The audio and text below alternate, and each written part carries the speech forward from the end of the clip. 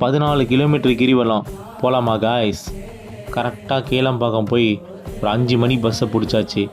Night 9 மணிக்கு கரெக்டாக போய் திருவண்ணாமலையில் இறங்கியாச்சு.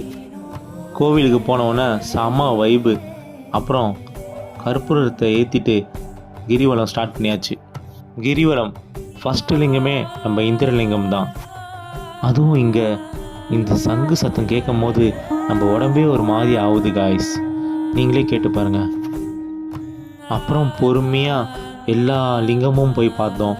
இந்த மாடை பார்த்தீங்கன்னா முதுகில் நந்தி சிலை மாதிரியே இருந்துச்சு. ஆச்சரியமாக இருந்தது காய்ஸ். அப்புறம் மலையிலேருந்து நிறைய மான்கள் ஓடி வந்துச்சு. இதெல்லாம் பார்க்கறதுக்கு எவ்வளோ சூப்பராக இருந்துச்சு தெரியுமா? 11 மணிக்கு ஸ்டார்ட் பண்ணி எல்லா லிங்கமும் பார்த்துட்டு கடைசியாக 4 மணிக்கு கோவிலுக்கு வந்தோம்.